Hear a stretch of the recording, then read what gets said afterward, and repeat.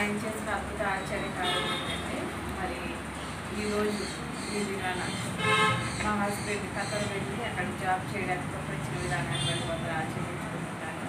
ఎప్పుడు 2014వ సంవత్సరంలో ఈ జాబ్కి ఫస్ట్ అప్లై చేసాము. అప్లై చేస్తే అప్పటి నుంచి ఇప్పటి వరకు 10 సంవత్సరాలు అయింది. ఈ 10 సంవత్సరాల్లో కూడా దేవుడు మమ్మల్ని ఎంతగా నలగొట్టాడంటే ఆయన వైపు తిరగడానికే ఇది జరిగిందేమో అని చెప్పి మేము అనుకుంటా ఉన్నాము. ఎన్నోసార్లు ఎన్నో శ్రమలు వచ్చింది. ఒక 2 years అయితే జాబ్ లేక ఎవరు మమ్మల్ని ఆశ్రయించక బాధపడే సందర్భాలు కూడా ఉన్నాయి. ఆ టైంలో మమ్మల్ని పునీకరించిన వాళ్ళు కూడా చాలా కానీ దేవుడు ఎదుట ఎప్పుడైతే మమ్మల్ని పట్టించుకోవడం మొదలుపెట్టారో అప్పుడు దేవుడు మమ్మల్ని హెచ్చించాడు. ఏ విధంగా జీవించాలి, ఏ విధంగా ప్రవర్తించాలి. మరి ఈ 2 సంవత్సరాలు దేవుడు మాకు చాలా నేర్పించాడు.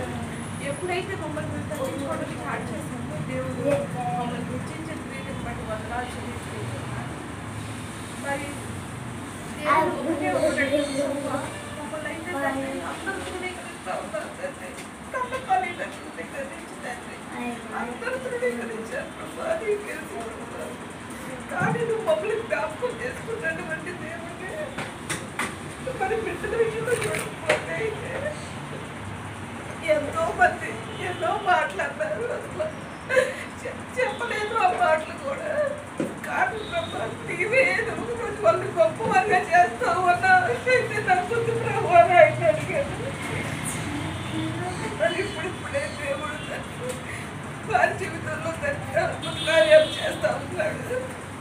మరి ఇల్లు విషయంలో కూడా ఎన్నో శోధనలు ఇల్లు స్టార్ట్ చేసిన దగ్గర నుంచి ఇందాక ఇప్పుడు పాస్టర్ గారు చెప్పారు కదా, ఓ పక్క అత్తయ్యకి బాగోలేదు, ఓ పక్క ఇంట్లో ఉండడానికి బాగోలేదు.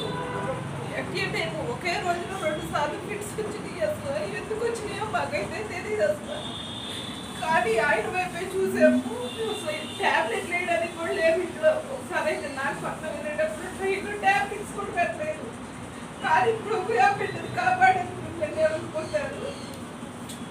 మరి ప్రభు నిత్య ఆశీర్వాదాలు పొందడానికి మేమైతే పాత్రలు కాదు తండ్రి. కానీ నువ్వు నా బిడ్డలకు జ్ఞాపకం చేసుకునేటువంటి గొప్ప దేవుడు తండ్రి. మీ చేతులు అప్పగిస్తాను ఉన్నానని చెప్పి ప్రార్థించినప్పుడు ఆయన మమ్మల్ని విన్నటువంటి గొప్ప దేవుడు. మరి మా జీవితాల్లో చేసిన ఇంతని అంత ఆశ్చర్య కార్యాలు బట్టి ఆయనకే వందనాలు చెల్లించుకుంటున్నాను. మరి గృహ విషయంలోనూ అదేవిధంగా నా భర్త అక్కడికి వెళ్ళి జాబ్ చేసి మేము ఈరోజు ఈ దినాన సంతోషంగా ఆయన కీర్తించడానికి మాకు మంచి విధానాన్ని బట్టి వందనాలు చెల్లించుకుంటూ కొద్ది సాక్ష్యాన్ని దేవుడికి ఆశీర్వదించారు.